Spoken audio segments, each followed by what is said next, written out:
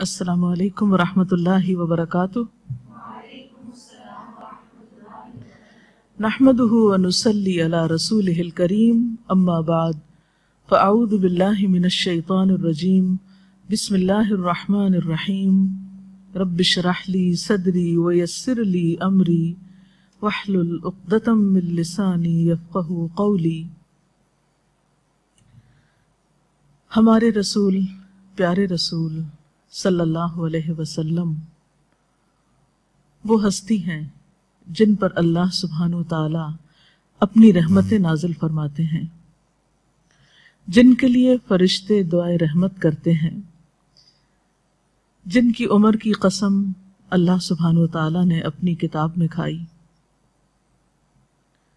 ہمارے حبیب محمد الرسول اللہ صلی اللہ علیہ وسلم وہ ذات ہیں جن کی اطاعت اللہ کی اطاعت ہے، جن کی نافرمانی اللہ کی نافرمانی ہے، جن سے آگے بڑھنے کی اہل ایمان کو اجازت نہیں، جن کی آواز سے بلند آواز کرنے کی اجازت نہیں، اللہ کے رسول صلی اللہ علیہ وسلم جن کی اطاعت میں جنت ہے۔ جہاں ہمیں آپ صلی اللہ علیہ وسلم کی اطاعت کا حکم دیا گیا اور اس اطاعت کو اللہ کی اطاعت قرار دیا گیا، اور جہاں آپ سے محبت کی غرض بھی اطاعت بتائی گئی، وہاں صرف اطاعت کا حکم نہیں ہمیں دیا گیا بلکہ آپ صلی اللہ علیہ وسلم کے اتباع کا حکم بھی ہمیں دیا گیا۔ قرآن پاک میں اللہ سبحانہ وتعالی فرماتے ہیں وَاتَّبِعُوهُ لَعَلَّكُمْ تَهْتَدُونَ، تم اس کا اتباع کرو تاکہ تم ہدایت پاؤ۔ جیسے اطاعت کو ہدایت کا سبب بتایا گیا، ان تطیعوہ تہتدوا، اگر تم اس کی اطاعت کرو گے تو ہدایت پاؤ گے۔ اسی طرح فرمایا کہ اس کی اتباع کرو، پیروی کرو تاکہ تم ہدایت پا جاؤ، سیدھا رستہ پا جاؤ۔ اتباع کیا ہوتی ہے؟ اتباع کا معنی ہوتا ہے کسی کی پیروی کرنا، کسی کے تابع ہونا، کسی کے فٹ سٹیپس کو فالو کرنا، کسی کے قدم بقدم اس کے پیچھے جانا۔ اطاعت کے لیے حکم ہوتا ہے، یعنی اطاعت حکم کے جواب میں ہوتی کہ جب آپ کو کسی کام کے کرنے کا حکم ملے تو آپ اس حکم کو بجا لائیں، یا کسی چیز سے روکا جائے تو آپ رک جائیں، یہ ہوتی ہے اطاعت، فرما برداری۔ لیکن تابعداری کیا ہے اور اتباع کیا ہے؟ کہ آپ کو حکم نہ بھی ملے تو آپ دیکھ کر وہ کام کرتے چلے جائیں جس کو آپ فالو کر رہے ہیں یا جس کی آپ اتباع کر رہے ہیں۔ یعنی آپ کو کہا نہیں گیا، آپ نے خود ہی بھانپ لیا کہ دوسرے کی مرضی کیا ہے، دوسرے کی پسند و ناپسند کیا ہے، دوسرا کیا چاہتا ہے۔ اطاعت میں تو حکم ملے گا، لیکن اتباع میں حکم کا انتظار نہیں کرنا۔ محبوب کو جیسا کرتے ہوئے پایا، خاموشی کے ساتھ ویسا کر لینا ہے۔ یہ اطاعت سے بھی اگلا درجہ ہے، یہ کوئی معمولی چیز نہیں۔ اور اتباع اسی وقت ہو سکتا ہے جب دل میں سچی محبت ہو۔ محبت کے بغیر اتباع نہیں ہو سکتا۔ آپ کسی کے پیچھے کیوں چلیں گے؟ کسی کے پیچھے کب جائیں گے؟ کسی کو فالو کب کریں گے؟ اسی وقت جب آپ کے دل میں کسی کی محبت ہوگی، قدردانی ہوگی۔ سوال یہ پیدا ہوتا ہے کہ اتباع کیوں کریں؟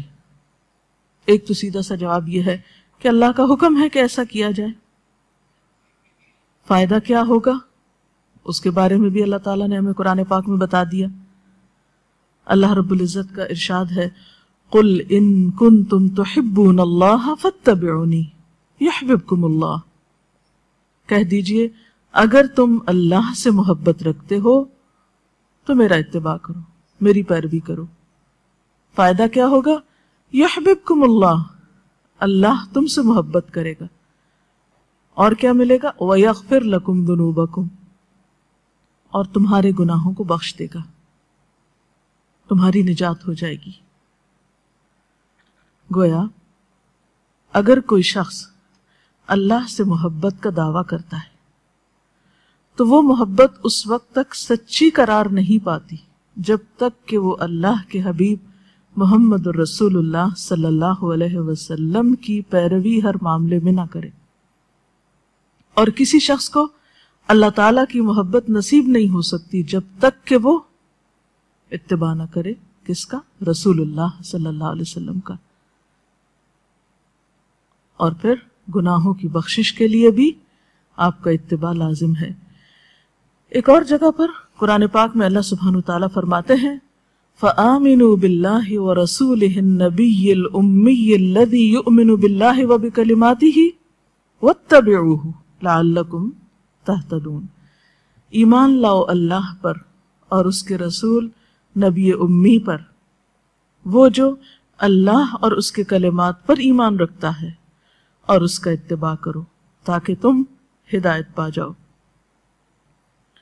اور اس میں ہم دیکھتے ہیں حضرت انس رضی اللہ تعالی عنہ کے بارے میں، وہ کہتے ہیں کہ صحابہ کرام کے اندر اس درجے کا اتباع تھا کہ جب آپ کی طرف سے کوئی بات پتہ چلتی آپ کی پسند و ناپسند کے بارے میں تو اس پر کوئی قیل و قال نہیں کرتے تھے۔ مثال کے طور پر جب شراب کی حرمت کا حکم آیا اور لوگ ایک جگہ پر بیٹھے شراب پی رہے تھے، تو جو ہی انہوں نے سنا کہ شراب حرام کر دی گئی ہے اور اللہ کے رسول صلی اللہ علیہ وسلم نے اس سے منع فرمایا، تو کسی نے یہ نہیں پوچھا کب، کیسے، کیوں، کیا وجہ، اور ابھی اگر ہم اس کے بعد ایسا کر لیں، نہیں۔ یعنی صحابہ کرام کے اتباع کا عالم یہ تھا کہ وہ کسی قسم کی حجت بازی نہیں کرتے تھے آپ کی پیروی کرنے میں۔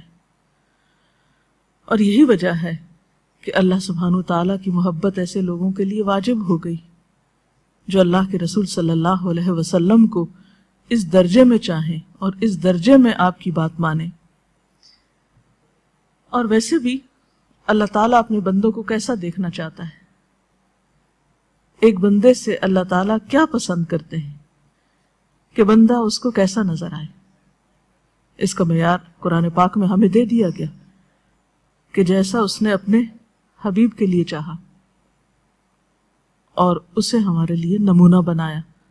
قرآن پاک میں اللہ تعالیٰ فرماتے ہیں لَقَدْ كَانَ لَكُمْ فِي رَسُولِ اللَّهِ أُسْوَةٌ حَسَنَةٌ، تمہارے لیے اللہ کے رسول صلی اللہ علیہ وسلم کی زندگی میں خوبصورت نمونہ ہے۔ یعنی ہم آپ کو دیکھ کر آپ کے نمونے کے مطابق اپنی زندگی بسر کریں۔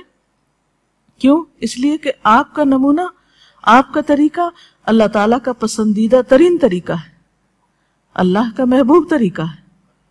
تو جو شخص یہ چاہتا ہے کہ وہ اللہ کی نظر میں جج جائے، اللہ کا پسندیدہ ہو جائے، تو پھر اس کے لیے ضروری ہے کہ وہ محمد صلی اللہ علیہ وسلم کے قدم بقدم پیروی کرے۔ اور پھر ہم دیکھتے ہیں کہ آپ صلی اللہ علیہ وسلم اخلاق کی بلندیوں پر فائز تھے۔ اِنَّكَ لَعَلَىٰ خُلُقٍ عَظِيمٍ، تو جو آپ کے اخلاق اور خوبصورت طریقے کو دیکھ کر آپ جیسا اخلاق اختیار کرے گا، آپ جیسا خوبصورت نمونہ اپنانے کی کوشش کرے گا، پھر بھلا وہ اللہ کا محبوب کیسے نہ ہوگا۔ اب ہم دیکھتے ہیں کہ صحابہ کرام رضوان اللہ علیہم کی زندگی میں اتباع کی کیسی کیسی مثالیں موجود ہیں۔ اس میں ایک روایت تو حضرت عبداللہ بن عمر کی آتی ہے، وہ روایت کرتے ہیں کہ آپ صلی اللہ علیہ وسلم نے ایک مرتبہ سونے کی انگوٹھی پہنی۔ صحابہ کرام نے جب آپ کے ہاتھ میں انگوٹھی دیکھی تو انہوں نے بھی اپنے لیے انگوٹھیاں بنوا لی اور آپ کی پیروی میں پہننے لگے۔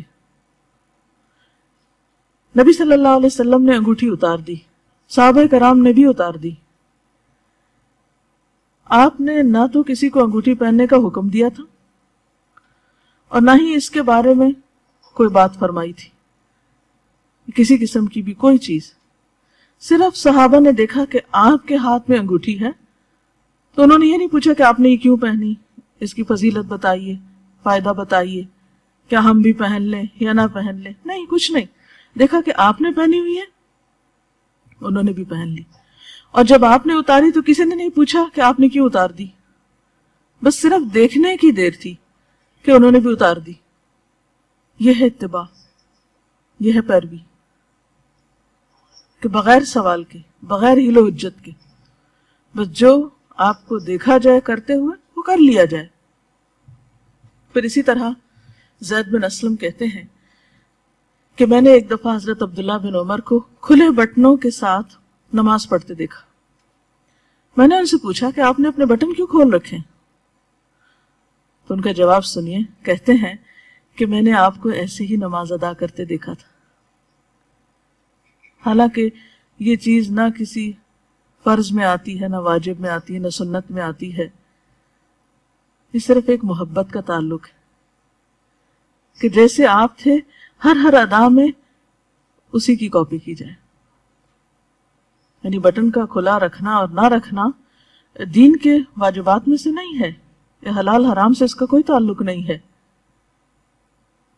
یہ جائز ناجائز کی بات نہیں ہے، صرف ایک پسند کی بات ہے کہ صرف احکامات میں نہیں بلکہ صحابہ کرام اپنی شدید محبت کی وجہ سے ہر چیز میں آپ کو فالو کرتے تھے۔ اسی طرح ایک سفر میں حضرت عبداللہ بن عمر کے بارے میں آتا ہے کہ وہ ایک جگہ پر رکے اور پھر تھوڑی دور جا کر واپس آئے۔ کسی نے پوچھا کہ آپ کو کوئی ضرورت تھی یہاں رکنے کی اور کہیں جانے کی؟ لوگوں نے سمجھا شاید رفع حاجت کے لیے گئے ہیں۔ کہنے لگے کہ نہیں، نہ مجھے رکنے کی ضرورت تھی نہ وہاں جانے کی ضرورت تھی، میں ایک دفعہ آپ صلی اللہ علیہ وسلم کے ساتھ تھا، آپ یہاں پر رکے تھے، تو مجھے یہ بات پسند آئی کہ اس سفر کے دوران میں آپ کی پیروی میں یہاں رکوں۔ یعنی صرف دین کے احکامات میں نہیں، باقی طریقہ زندگی میں بھی جو آپ صلی اللہ علیہ وسلم کے عام روزمرہ روٹین کی چیزیں تھیں، ان میں بھی وہ آپ صلی اللہ علیہ وسلم کی پیروی کو اپنے لیے باعث فخر سمجھتے تھے۔ اسی طرح ابو سعید خدری کی روایت ہے کہ ایک مرتبہ آپ صلی اللہ علیہ وسلم نے نماز کی حالت میں جوتا پہن رکھا تھا۔ بعض اوقات سفر میں ہوتا ہے انسان یا گرم زمین ہے، اور اگر جوتے پہ کوئی نجاست نہیں تو جوتے کے ساتھ بھی نماز ادا کی جا سکتی ہے، ہمارے دین میں اس کی رخصت ہے۔ تو صحابہ کرام بھی آپ کی پیروی میں اسی طرح نماز پڑھ رہے تھے۔ اتنے میں جبریل امین نے آپ کو آ کر خبر دی کہ آپ کے جوتے میں کچھ نجاست وغیرہ ہے، تو آپ نماز میں ہی جوتا اتار دیں۔ ابو سعید خدری کہتے ہیں کہ آپ صلی اللہ علیہ وسلم نے نماز میں اپنا جوتا مبارک اتارا تو صحابہ کرام نے اپنے جوتے بھی اتار دیے۔ جب آپ نے سلام پھیرا تو پوچھا کہ تم لوگوں نے کیوں جوتے اتار دیے؟ تو انہوں نے کہا ہم نے آپ کو دیکھا تھا کہ آپ نے جوتا اتارا، ہم نے بھی جوتے اتار دیے، اور یہ نماز کی حالت ہے۔ اور جوتا اتارنے کی مثال تو الگ ہے۔ ایک اور موقع پر ہم دیکھتے ہیں کہ آپ صلی اللہ علیہ وسلم نے 2 رکعت نماز ابھی پڑھائی تھی کہ قبلے کی تبدیلی کا حکم آ گیا۔ اس کا ذکر قرآن پاک میں بھی موجود ہے۔ مسلمان جب مدینہ میں ہجرت کر کے گئے تو تقریباً 16-17 مہینے تک انہیں حکم یہ تھا کہ وہ خانہ کعبہ کی طرف منہ کر کے نماز پڑھنے کی بجائے بیت المقدس کی طرف منہ کریں، اور آپ کو معلوم تھا کہ ایسا ہوگا، یہ تبدیلی ہوگی۔ بہرحال تبدیلی کا حکم نماز کے اندر آیا۔ اب ایک رخ دوسرے رخ سے بالکل متضاد سمت پہ تھی، یعنی اپوزٹ ڈائریکشن پہ تھی۔ آپ صلی اللہ علیہ وسلم نماز میں گھومے، پچھلی صف کی طرف آ کر آپ نے دوسری طرف رخ کیا، اور صحابہ کرام نماز کی حالت میں آپ کے پیچھے گھوم گئے۔ کسی نے نماز نہیں توڑی، کسی نے ہنگامہ نہیں کیا، کسی نے نہیں پوچھا کہ آپ نے ایسا کیوں کیا۔ آپ کو دیکھا کہ آپ گھومے ہیں، سب نے نماز میں آپ کو فالو کیا۔ اور پھر اس کا حکم اس لیے بھی ملا تھا، یہ نماز کی حالت میں حکم اس لیے بھی آیا تھا کہ دیکھا جائے کہ کون آپ کی پیروی کرتا ہے۔ قرآن پاک میں اللہ تعالیٰ فرماتے ہیں وَمَا جَعَلْنَا الْقِبْلَةَ الَّتِي كُنْتَ عَلَيْهَا إِلَّا لِنَعْلَمَ مَن يَتَّبِعُ الرَّسُولَ مِمَّن يَنقَلِبُ عَلَىٰ عَقِبَيْهِ، اور ہم نے جو پہلے قبلہ مقرر کیا تھا وہ اس لیے تھا کہ ہم جان لیں کہ رسول کی پیروی کون کرتا ہے، اتباع کون کرتا ہے، یعنی آپ کے پیچھے کون گھومتا ہے، آپ کو کون فالو کرتا ہے۔ اور پھر آزمائش بھی بڑی سخت تھی کہ نماز کی حالت میں حکم آیا، آپ نے زبان سے کچھ نہیں کہا، صرف عمل کیا اور صحابہ کرام نے اس عمل کے پیچھے اپنا عمل بدل دیا. اور یہ ہر موقع پر اور ہر مقام پر ہم دیکھتے ہیں کہ صحابہ کرام کے اندر شدت کے ساتھ یہ جذبہ موجود تھا، کیونکہ انہیں آپ پر اعتماد تھا، انہیں آپ کی صداقت پر، آپ کی امانت پر، آپ کے اخلاق حسنہ پر اور آپ کی خوبیوں کو دیکھتے ہوئے آپ کی ذات پر کمال درجے کا بھروسہ تھا، اعتماد تھا، یقین کی کیفیت تھی. اسی لیے وہ آنکھیں بند کر کے آپ کو فالو کرتے تھے. اور اسی وجہ سے ہم دیکھتے ہیں کہ وہ کامیاب ترین لوگ تھے. تو اللہ تعالیٰ سے دعا ہے کہ ہمیں بھی آپ صلی اللہ علیہ وسلم کی ایسی محبت نصیب ہو کہ جس کے ذریعے ہمارے لیے آپ کی اطاعت اور اتباع آسان ہو جائے. اس ضمن میں اگر کوئی سوال ہے آپ کے ذہن میں تو آپ کر سکتے ہیں. میں یہ پوچھنا چاہتی ہوں کہ میں سنت اگر کوئی بھی لیتی ہوں حضور صلی اللہ علیہ وسلم کی، اسے پیروی کروں، تو میں کچھ ہی دنوں بعد میں اس سے بیزار ہو جاتی ہوں، تو میرے ایسی فیلنگ کیوں ہو جاتی ہیں؟ پہلی بات تو یہ کہ انسان کے دل کی حالت ہمیشہ ایک جیسی نہیں رہتی، کمی بیشی ہوتی رہتی ہے. بعض اوقات ایک وقت میں انسان ایک کام بہت شوق اور بہت محبت سے کرتا ہے، بہت جذبے کے ساتھ، اور اس کی وجہ عموماً یہ ہوتی ہے کہ ہم نے کوئی بات نئی نہیں سنی ہوتی ہے یا پہلی دفعہ ہمارے علم میں آتی ہے، تو ہم جذبات میں آ کر بہت شوق سے کام شروع کرتے ہیں. اور جو ہی اور ماحول پھر ہم پہ غالب آتا ہے تو آہستہ آہستہ وہ چیز، ہمارے جذبات ٹھنڈے ہوتے ہیں تو وہ چیز ہماری زندگی سے نکلنے لگتی ہے، یا پھر اس کو کرنا ہمارے لیے ایک بوجھ ہو جاتا ہے. ایک اور بات یہ ہے کہ یہ یاد رکھیں کہ ایک نیکی دوسری نیکی کو کھینچتی ہے، ایک نیکی سے دوسری نیکی کی طرف انسان بڑھتا ہے، نیکی نیکی کو دعوت دیتی ہے. اور اسی طرح جب انسان ایک غلط کام کرتا ہے تو اس کے دل پر ایک سیاہ نقطہ لگ جاتا ہے. اگر وہ اس کی اصلاح نہیں کرتا تو وہ نقطہ پھیلتا چلا جاتا ہے، دل سیاہ ہونے لگتا ہے، اور انسان سے نیکی کی توفیق یا اچھے کاموں کی توفیق چھننے لگتی. تو اگر تو معاملہ صرف اتنا ہے کہ تھوڑی بہت اونچ نیچ ہو گئی تو کوئی بات نہیں، لیکن اگر اچھے کام اور نیکی کی بات بوجھ لگنے لگے یا اس سے بیزاری کی کیفیت ہو تو پھر یہ خطرے کی گھنٹی بھی ہے. اپنے حالات کا جائزہ لینا چاہیے انسان کو کہ کہاں غلطی ہو رہی ہے، کہاں کمی ہو رہی ہے، کون سی ایسی چیز ہو رہی ہے زندگی میں جس کی وجہ سے نیکی کی توفیق چھن رہی ہے یا نیکی کرنا ایک مصیبت لگ رہا ہے. یعنی تھوڑی بہت اونچ نیچ کوئی بات نہیں، لیکن اگر نیکیوں سے دل اچاٹ ہو رہا ہو اور نیکیوں سے انسان دور بھاگ رہا ہو تو پھر انسان کو کھلے دل سے سچائی کے ساتھ اپنے اعمال کا جائزہ لینا چاہیے، اللہ تعالیٰ سے کثرت کے ساتھ توبہ کرنی چاہیے، آخرت کو یاد کرنا چاہیے. آپ صلی اللہ علیہ وسلم نے فرمایا دلوں کو زنگ لگ جاتے ہیں جیسے لوہے کو زنگ لگتا ہے. تو لوگوں نے عرض کیا کہ لوہے کا زنگ دور کرنا تو ہمیں آتا ہے، آپ ہمیں بتائیے کہ ہم اپنے دلوں کا زنگ کیسے دور کریں. تو آپ نے فرمایا تلاوت قرآن کی کثرت اور موت کی یاد. آخرت کی یاد جو ہے ایک ایسی چیز ہے کہ جو انسان کے دل کو نرم کرتی، واپسی کا سفر انسان سے بہت سے اچھے کام کرواتا ہے. تو بہرحال انسان اپنا جج زیادہ بہتر خود ہی ہوتا ہے. آپ اپنا جائزہ خود زیادہ بہتر طور پر لے سکتے ہیں کہ آپ کے اندر کوئی بھی کیفیت کس وجہ سے. جی، اگر کوئی شخص جو آپ صلی اللہ علیہ وسلم سے محبت نہیں رکھتا مگر وہ آپ کی پیروی کرے تو کیا وہ اسی طرح کامیاب ہوگا جس طرح جو آپ سے محبت رکھتا ہے وہ کامیاب ہوتا ہے؟ اس میں آپ دیکھیے کہ آپ صلی اللہ علیہ وسلم کی ذات ایسی ہے کہ جس سے خیر ہی خیر پھوٹتی.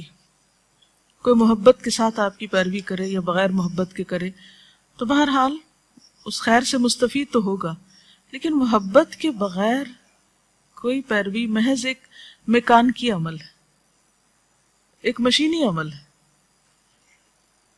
جس کے اندر روح اور جذبات نہیں ہوں گے. تو کسی بھی چیز کے اندر روح اور جذبات اس میں رنگ ڈال دیتے ہیں، اس کو خوبصورت بنا دیتے ہیں.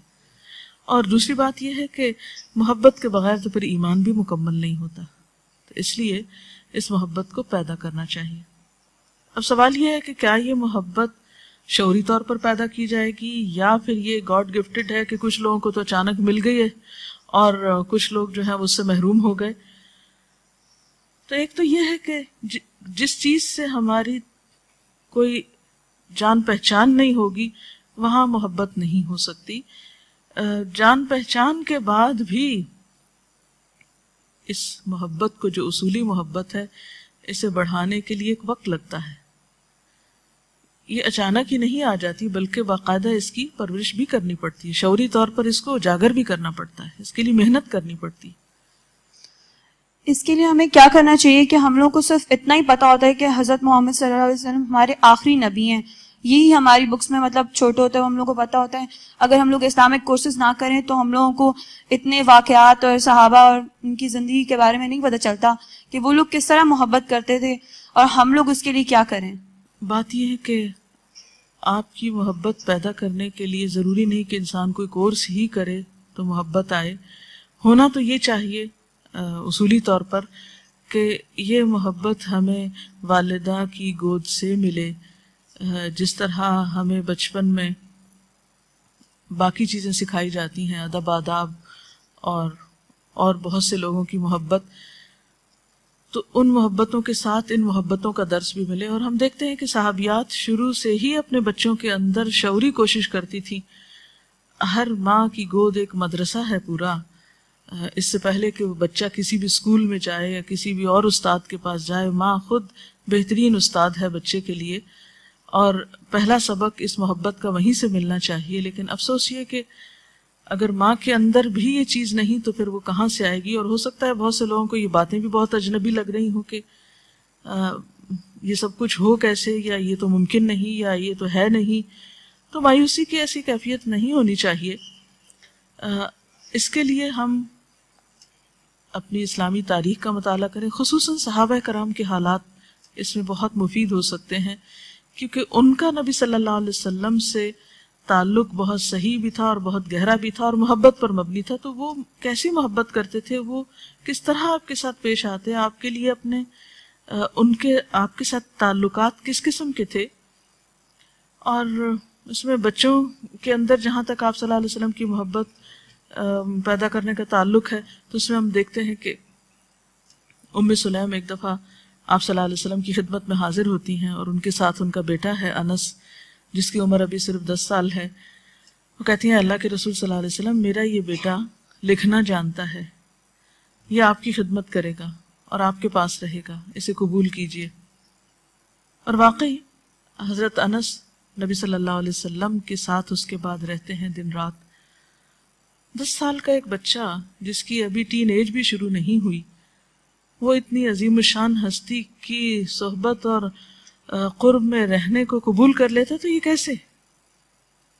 آخر ماں نے محبت ڈالی ہوگی دل میں، قدردانی پیدا کی ہوگی، تو جبھی انس اپنا کھیل کود چھوڑ کر آپ صلی اللہ علیہ وسلم کی خدمت کے کام کو قبول کرتے ہیں، تو یہ معمولی چیز نہیں، یہ تو ماں سے آتا ہے۔ اور حضرت ام سلیم اور ان کی بہن ام حرام بنت ملحان جو ہیں، ان دونوں خواتین کے بارے میں آتا ہے کہ آپ صلی اللہ علیہ وسلم کی بے حد قدردان تھی۔ آپ صلی اللہ علیہ وسلم ان کے ہاں بعض اوقات دوپہر میں آرام کرتے۔ حضرت انس ہی بیان کرتے ہیں کہ ان کی والدہ ایک مرتبہ آپ صلی اللہ علیہ وسلم ان کے ہاں سو رہے تھے، تو آپ کے جسم سے پسینہ مبارک بہہ رہا تھا، تو انہوں نے ایک شیشی میں اس کو جمع کرنا شروع کر دیا اور پھر اس کے بعد اپنے عطر میں ملایا۔ یہ سب کچھ کہاں سے تھا؟ یہ سب محبت کی وجہ سے تھا، اور یہ سب اللہ کا حکم تو تھا ہی، لیکن اس کے ساتھ ساتھ آپ صلی اللہ علیہ وسلم کی جیسی پہچان ان کو تھی، اسی درجے اور اسی قدر ان کو محبت بھی تھی آپ صلی اللہ علیہ وسلم کی ذات سے۔ تو اصل بات یہی ہے کہ جب تک ہم جانتے نہیں کہ آپ تھے کون، تو محبت کا حق ادا نہیں ہو سکتا، اور محبت نہیں تو اتباع نہیں ہو سکتا، اطاعت نہیں ہو سکتی۔ تو اللہ تعالیٰ سے دعا ہے کہ اللہ تعالیٰ ہمیں نصیب فرمائے یہ سب ایمان کی لذت اور حلاوت اور آپ کی محبت اس کے ساتھ ہی آج کے پروگرام کا وقت ختم ہوتا ہے. وآخر دعوانا ان الحمد للہ رب العالمین.